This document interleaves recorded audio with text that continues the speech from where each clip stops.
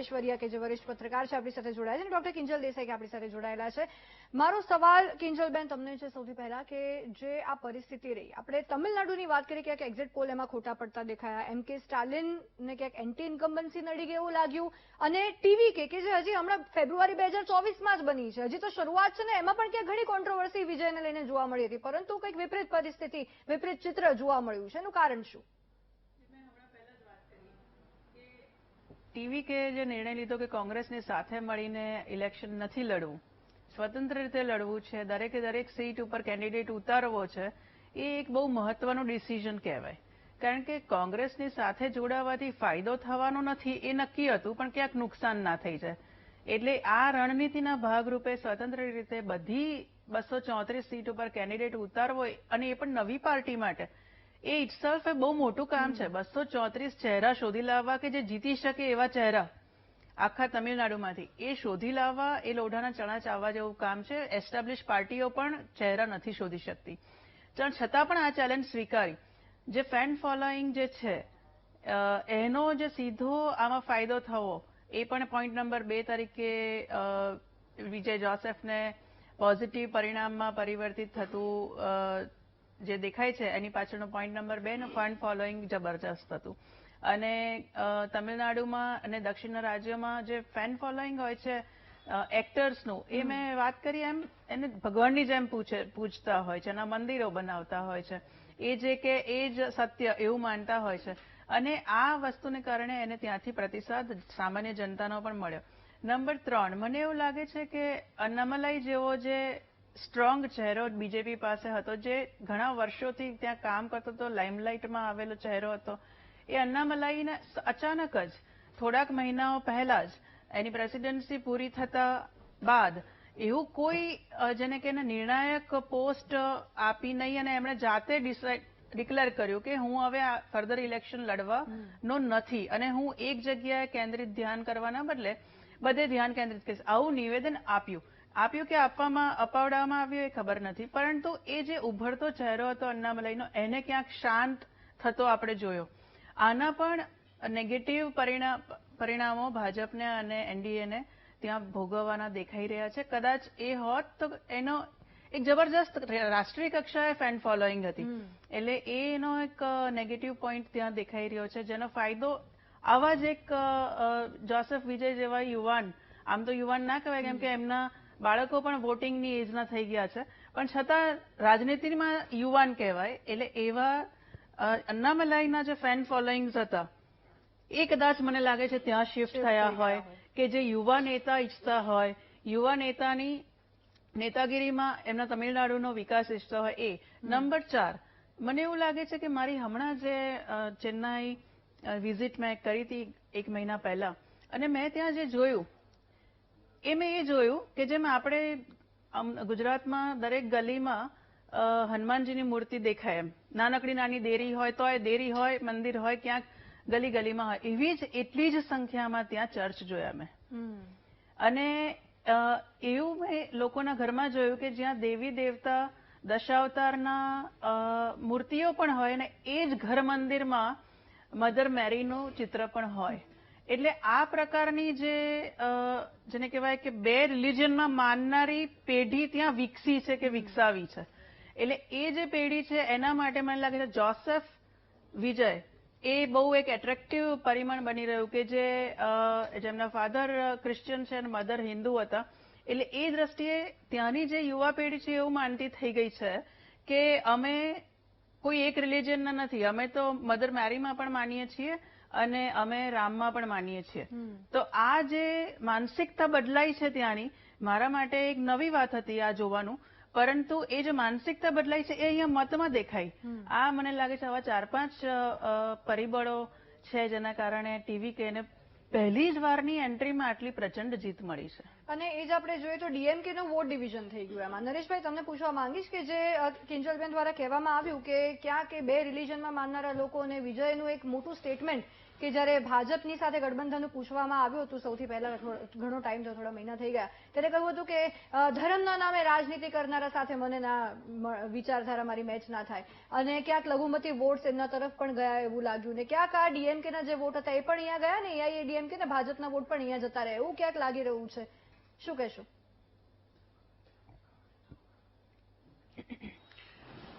હું એવું માનું છું કે દક્ષિણના જે રાજ્યો છે ને એ આપણા ઉત્તર અને પશ્ચિમના રાજ્યોથી અલગ વિચારધારા ધરાવતી ત્યાંના લોકો છે.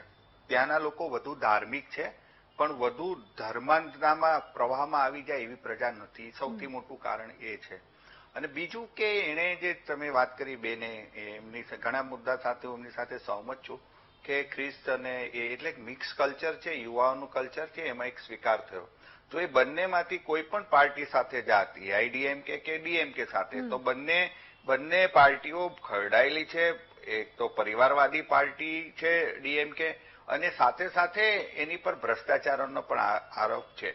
એકલા ડબ્બામાં વિજયને એ ફાયદો થયો કે કોરી સ્લેટ છે, બધા નવા ચહેરા આપ્યા, નવા લોકો હોય, તો સ્વાભાવિક છે કે એના પર તમિલનાડુની જનતા એ તરફ ઝૂકી છે, અને એનું આ હું પરિણામ જોઉં છું. બીજું કે ભાજપે તમિલનાડુમાં મહેનત ખૂબ કરી છે, નથી કરી એમ અન્નામલાઈની પણ વાત કરી બેને. એવી રીતે ભારતીય જનતા પાર્ટીએ તો ઉપરાષ્ટ્રપતિ અહીંયાથી પસંદ કર્યા કે એક પ્રજાને એક મેસેજ જાય.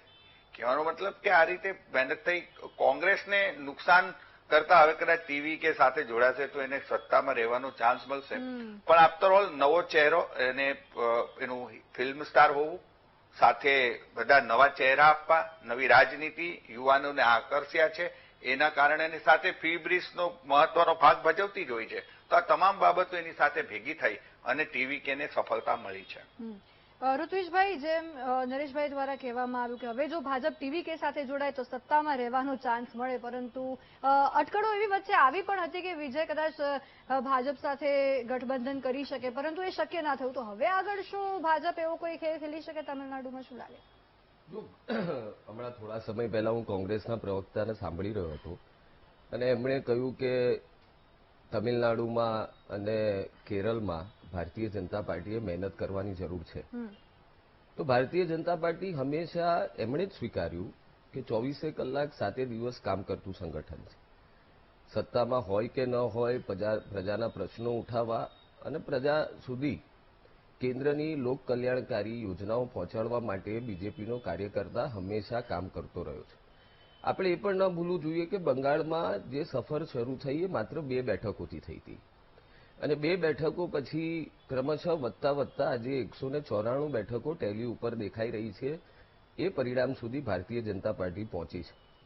તમિલનાડુ અને કેરળની વાત કરીએ તો ત્યાં પણ ભારતીય જનતા પાર્ટીનો વોટ શેર જ્યારે અંતિમ પરિણામ આવશે ત્યારે આપણે જોઈશું કે એમાં પણ વધારો ચોક્કસ થયો છે. રહી વાત કોની સાથે ગઠબંધન કરવું ન કરવું, એ તો કેન્દ્રીય નેતૃત્વ નક્કી કરતું હોય છે. અલબત્ત પ્રી પોલ એલાયન્સની વાતો મેં પણ મીડિયાના માધ્યમથી સાંભળી હતી, પરંતુ ભારતીય જનતા પાર્ટી માત્ર સત્તા મેળવવા માટે ઉત્સુક નથી હોતી. ખરેખર જો વિચારો મળતા હશે, કોમન મિનિમમ પ્રોગ્રામ બનતો હશે અને તમિલનાડુની પ્રજાનો ઉદ્ધાર થવાનો હશે, તો એ દિશામાં ભારતીય જનતા પાર્ટી વિચારશે. પરંતુ અમારો ગઠબંધનનો પણ એક ધર્મ છે. અમારું ગઠબંધન હતું એઆઈડીએમકે સાથે, તો એ ગઠબંધન સાથે મળીને, એનડીએ સાથે મળીને એક કોઈ નિર્ણય જો આવશે તો કરશે, પરંતુ અત્યારે કંઈ પણ કહેવું વહેલું છે. કુલ મળીને 5માંથી 3 રાજ્યો પર ભારતીય જનતા પાર્ટીની જીત થઈ છે, અને જ્યાં ભારતીય જનતા પાર્ટી હારી છે તો કાયમ અમે કહેતા આવ્યા છીએ કે ભારતીય જનતા પાર્ટીનો કાર્યકર હારતો નથી, શીખે છે. એટલે આ હારમાં પણ જે શીખ મેળવવાની છે એ શીખ મેળવીશું. એના કારણોના જે પણ પરિબળો છે એની સમીક્ષા કરીશું અને કાલથી ફરી પાછા યા હોમ કરીને મેદાનમાં લાગી જઈશું. એ જ ભારતીય જનતા પાર્ટીના કાર્યકર્તાઓના સંસ્કાર છે. નિકુલભાઈ, ઋત્વિજભાઈએ જેમ કીધું એમ વોટ શેર ભાજપનો અમુક રાજ્યમાં જ્યાં ઓછો તો ત્યાં 2 થી જેમ પશ્ચિમ બંગાળમાં આપણે જોયું. પશ્ચિમ બંગાળનો મારે તમને સવાલ પૂછવો છે કે આ વખતે કોંગ્રેસની એટલી મહેનત શું નહોતી પશ્ચિમ બંગાળમાં? કારણ કે ક્યાંક શરૂઆતમાં એવું દેખાયું કે મમતા બેનર્જીને ફ્રી હેન્ડ આપી દીધો, એટલો પ્રચાર એટલો જોઈએ એટલો નહોતો. પછી ધીરે ધીરે રાહુલ ગાંધી આવ્યા અને એમણે પ્રચાર પ્રસાર પણ કર્યો. કોંગ્રેસના એક સમર્થકને ત્યાં હત્યા પણ કરી દેવામાં આવી હતી ટીએમસીના ગુંડાઓ દ્વારા, એવો પણ આક્ષેપ લાગ્યો. ત્યારે પણ રાહુલ ગાંધીએ પ્રતિક્રિયા આપી હતી. પરંતુ ક્યાંક કદાચ થોડુંક મોડું થઈ ગયું હતું એટલે એટલો પ્રતિભાવ કોંગ્રેસનો જોવા નથી મળ્યો એવું લાગી રહ્યું છે. બધા એ ચર્ચા કરી રહ્યા છે. તમારું શું કહેવું છે?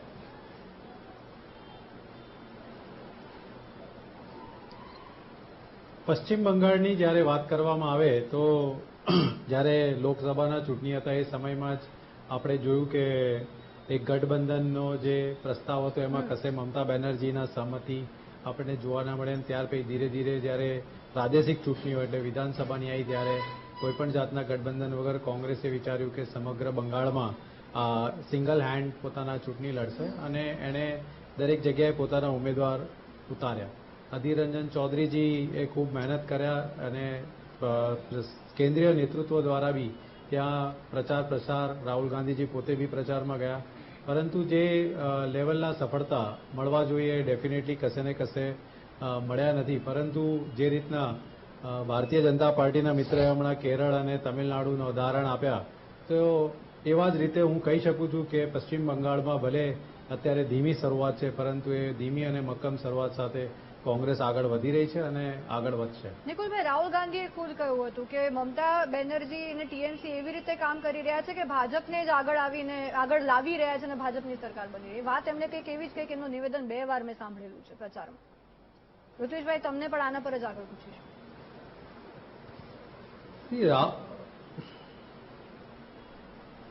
મારે બોલવાનું છે? હા નિકુલભાઈ, તમે પહેલા. હલો. હા નિકુલભાઈ, તમને જ પહેલા પૂછું. હલો, મને સવાલ. ઓકે. હા, રાહુલ ગાંધીજી એક ઉત્કૃષ્ટ નેતા છે અને એમને જે પ્રતિક્રિયા આપી હશે એ કંઈક વિચારીને એમણે આપ્યું હશે. રાહુલ ગાંધીજી સંસદમાં બી બોલે છે ત્યારે બી એમના વિચારો વ્યક્ત કરે છે, બરાબર છે. હવે તૃણમૂલ કોંગ્રેસના કમ્પેરિઝન ભારતીય જનતા પાર્ટીને જીતાડવા માટે કંઈક કીધું હશે તો એમાં એમના કંઈ તથ્યો હશે. પરંતુ હું એટલું જ કહીશ કે તૃણમૂલ કોંગ્રેસ કોઈ દિવસ ગઠબંધનમાં બિલીવ નથી કર્યું અને કોઈ પણ દિવસ ગઠબંધનના સાથી પક્ષોને મદદ નથી કર્યું. એનો ભોગ આજે બની રહી છે. ઓકે ઋત્વિજભાઈ, તમને આ સવાલ જે રાહુલ ગાંધીનું નિવેદન હતું, ક્યાંક સીધું એમણે એવો સંકેત આપ્યો હતો કે બંગાળમાં ટીએમસી વર્સિસ ભાજપ છે, કોંગ્રેસ ક્યાંય નથી? એ તો બેન આજથી નથી. તમે છેલ્લી 4-5 ચૂંટણીઓ જોઈ લો તો કોંગ્રેસ માત્ર ચૂંટણીમાં પોતાની હાજરી પુરાવા માટે જ લડતી હોય છે. તમે મને બતાવો કે રાહુલ ગાંધીજી હોય કે પ્રિયંકા ગાંધીજી હોય કે એમના મલ્લિકાર્જુન ખડગેજી હોય કે અન્ય કોઈ પણ એમનું નેતૃત્વ હોય, એમની કેટલી સભાઓ બંગાળમાં થઈ, કેટલું આક્રમક રીતે તેઓ બંગાળમાં લડ્યા, તો તમને ધ્યાન આવશે કે એમણે પહેલેથી જ મેદાન છોડી દીધું હતું. લગભગ કેરળને બાદ કરતા અને અસમમાં ખાલી ને ખાલી વાતો કરવા સિવાય. ऋतिशभाई, તમને અટકાવવા માંગીશ. એક મહત્વના સમાચાર સામે हमारी बंगाल की माताओं बहनों को नहीं मिला. जो महिला डॉक्टर के साथ जो रेप का जो अनफॉर्चुनेट इंसिडेंट हुआ था, उसमें जिस तरह की असंवेदनशीलता या इनसेंसिटिव जो इनका रवैया था, उसी से उनके पतन की शुरुआत हो गई थी. और मैं कहूंगी आज बंगाल के लिए नहीं बल्कि पूरे देश के लिए बहुत खुशी का दिन है आज.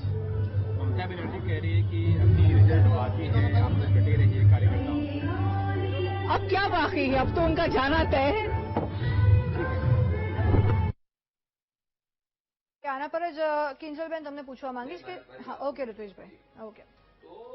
તમે જોશો કે બંગાળની વાત કરું છું તો ત્યાં એમના કોઈ શીર્ષક નેતૃત્વએ રાહુલ ગાંધીજીથી માંડીને બધા જ લોકોએ કોઈ પ્રકારનો પ્રયાસ જ નથી કર્યો. અને આ ચૂંટણીનો આ ટ્રેન્ડ નથી. વર્ષોથી તેઓ આ જ પ્રકારની ભૂમિકા બંગાળમાં ભજવી રહ્યા છે.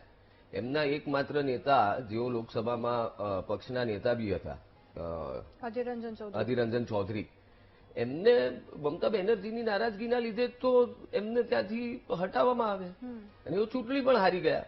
કદાચ આ વખતે પણ ચૂંટણી હારી જ ગયા હશે, કેમ કે ભારતીય જનતા પાર્ટીની આ સુનામીમાં એ જીતી શકે એમ નથી.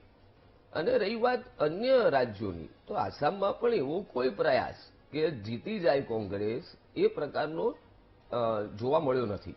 એટલે કુલ મળીને ભારતીય જનતા પાર્ટી તમામ રાજ્યોમાં, અમને ખબર હોય કે કેરળમાં અમને જોઈતી સફળતા કદાચ નહીં મળે તો પણ અમારા નેતાઓ માન્ય મોદી સાહેબ હોય, માન્ય અમિતભાઈ શાહ સાહેબ હોય કે નીતિન નવીનજી હોય કે અન્ય નેતાઓ હોય, તમામ લોકોએ આક્રમક રીતે પ્રચાર કરીને કાર્યકર્તાઓનું મનોબળ વધારવાનું કામ કર્યું. કેરળમાં કેમ હજી પાછળ એટલું ચાલી રહ્યું છે? જોઈએ એટલો પ્રભાવ કેમ નથી જોવા મળતો? એટલે એ પણ મેં કીધું ને કે વર્ષો લાગતા હોય છે એક વિચારધારાને પરિવર્તન આવતા. અમે અમારો સનિષ્ઠ પ્રયાસ કરી રહ્યા છીએ. મેં કીધું એમ અમારા નેતાઓએ ત્યાં જીતના સંકલ્પ સાથે જ પ્રચાર કર્યો, લોકો સમક્ષ પોતાની વાતો મૂકી, કાર્યકર્તાઓનું મનોબળ વધાર્યું. સામા પક્ષે કોંગ્રેસ હોય કે અન્ય પક્ષો હોય, એમણે કાર્યકર્તાઓને રેઢા મૂકી દીધા કે જ્યાં એમને જીતની શક્યતા નહોતી લાગતી ત્યાં બિલકુલ કાર્યકર્તાઓને રેઢા મૂકી દીધા. રાહુલ ગાંધીજીએ માત્ર એમના કોંગ્રેસના એક કાર્યકર્તાના મૃત્યુ બદલ માત્ર ટ્વીટ કર્યું. જો એમને કાર્યકર્તાઓની એટલી જ પડી હોત તો કદાચ એના પરિવારજનોને મળવા ગયા હોત, પરંતુ આજ સુધી તો એ રાહુલ ગાંધીજીએ કર્યું નથી. એટલે કુલ મળીને કોંગ્રેસની કરની અને કથનીમાં ખૂબ મોટો ફરક હોય છે. આ બધા જ લોકો, ગાંધી પરિવારના લોકો Born with the golden spoon છે અને એમને જમીની હકીકત ખબર નથી અને એના પરિણામે જ આટલી મોટી હાર એક બાદ એક તેઓ દરેક રાજ્યોમાં, લોકસભામાં, સ્થાનિક સ્વરાજની ચૂંટણીઓમાં બધે મેળવી રહ્યા છે. જ્યારે ભારતીય જનતા પાર્ટીના કાર્યકર્તા માન્ય મોદી સાહેબથી લઈને અમિતભાઈ શાહ સાહેબ, નીતિન નવીનજી, બધા જ બૂથના કાર્યકર્તાઓ પહેલા છે અને ત્યારબાદ શીર્ષસ્થ નેતૃત્વ છે અને એનું જ સીધું અસર પરિણામો ઉપર જોવા મળે છે. કિંજલબેન, જે પ્રતિક્રિયા આપણે જોઈ હમણાં પાર્લામેન્ટની બહારથી આવી, મમતા બેનર્જી આ વખતે ઇન્જર્ડ નથી થયા આ વખતે, અને બીજું એ કે જે એમનો રોષ જ્યારે આઈપેકને ત્યાં રેડ પડી હતી ત્યારથી આપણે જોતા આવ્યા છે કે એમના પેપર્સને બધું લઈને આવ્યા, ત્યારે જે એમણે કેન્દ્રીય ગૃહમંત્રી વિશે તેઓ જે જેમ તેમ બોલ્યા હતા, ટિપ્પણીઓ કરી હતી, અને ત્યારથી જ આખો એમનો જે રોષનો સિલસિલો આપણે જોયો છે. રીવોટિંગનો સમય હોય ત્યારે એના એક દિવસ પહેલા આપણે સ્ટ્રોંગ રૂમ માટે તે અડધી રાતે ગયા હતા, 12 વાગ્યા સુધી ત્યાં રોકાયા હતા. એટલે ક્યાંક એમની ઇનસિક્યોરિટી જનતાએ જોઈ છે, એનું પરિણામ ક્યાંક અહીંયા જો. પ્લસ બીજું કે જે મુદ્દાઓ ભાજપે ઉઠાવ્યા હતા, ઘૂસણખોરનો મુદ્દો હોય, હિંસાનો મુદ્દો હોય, ક્યાંક એ ફળતો દેખાઈ રહ્યો છે. તમે કીધેલી દરેક વાત ફળતી દેખાઈ રહી છે. એક મુદ્દો આવી ગયા. સંદેશ ખાલીમાં મહિલાઓ ઉપર જે થતા અત્યાચારો, કાંડ હતો એ બસ એમનું મોટું નિવેદન કે પછી મહિલાઓ, યુવતીઓ પછી સાંજ પછી બહાર જ ના નીકળાય, 10 વાગ્યા પછી યુવતીઓએ બહાર નહીં નીકળવાનું. અને આ જ મમતા બેનર્જી થોડા વર્ષો પહેલા જયારે સત્તામાં નહોતા ત્યારે મહિલા ઉત્કર્ષની અને મહિલાઓની વાતો કરતા હતા કે એમને હકો મળવા જોઈએ. અને જયારે તમારી પાસે સત્તા છે, જયારે તમે ખરેખર એક મહિલા મુખ્યમંત્રી તરીકે ઘણું બધું કરી શકો એમ છો, ત્યારે તમારા જ વિસ્તારની મહિલાઓને સંદેશ ખાલી કાંડના ભોગ બનવું પડે. અને તમારા જ વિસ્તારની મહિલા ડોક્ટરો કે જે ડ્યુટી પર હોય, હોસ્પિટલમાં ડ્યુટી પર હોય, ક્યાંય બહાર પણ ના હોય, તમારી વાત તો 10 વાગે બહાર નહીં નીકળવાની એવી વાત છે, પણ આ તો ડ્યુટી ઉપર હોસ્પિટલમાં રેપ થઈ જાય, એની ઉપર મર્ડર થઈ જાય ઘાતકી રીતે, અને તમે પુરાવાનો નાશ કરવા માટે ત્યાં લશ્કરી છાવણીમાં વિસ્તારને ફેરવી નાખો. કોઈ રાષ્ટ્રીય એજન્સીને, સીબીઆઈ હોય આ કેસમાં કે પછી આઈપેકમાં ઈડી હોય, ગમે ત્યાં ઘૂસી અને ગમે ત્યાંથી ફાઇલો, લેપટોપ લઈને બહાર નીકળી છે. કઈ રીતની દાદાગીરી! આ બધી છે ફફડાટ જે એનો વ્યાપેલો હતો ને, આ જેને કહેવાય કે તરફડવું, એ રીતનું વર્તન હતું. અને એ તરફડાટ જે હતો ને એનાથી જ ખબર પડી જતી હતી કે પાણીની પગની જે રેલો આવી ગયેલો છે અને ગમે ત્યારે સત્તામાંથી જતા રહેવાની પરિસ્થિતિ ઊભી થઈ જાય એવું છે. અને સામેની બાજુએ ભારતીય જનતા પાર્ટીએ જેને કહેવાય કે સ્ટેપ બાય સ્ટેપ 10 વર્ષમાં સ્ટેપ બાય સ્ટેપ 3 સીટથી ચાલુ કરી 77 સુધી પહોંચવું, ક્યાંય નાસીપાસ થયા વગર આટલી ગઈ 2021ની ચૂંટણીમાં આટલી હિંસાઓ, કેન્ડિડેટનું મર્ડર થઈ જાય, કેન્ડિડેટનું મર્ડર થઈ જાય તો ઉમેદવાર જો મર્ડર થતું હોય કે કાર્યકર્તાઓનું મર્ડર થતું હોય તો સામાન્ય વોટરની કેટલી ઇન્સિક્યોરિટી હોય કે મારું તો કોઈ અસ્તિત્વ જ નથી, જ્યારે અહીંયા આગળ જે પોલિટિકલ નેતાઓ છે એ સુરક્ષિત નથી.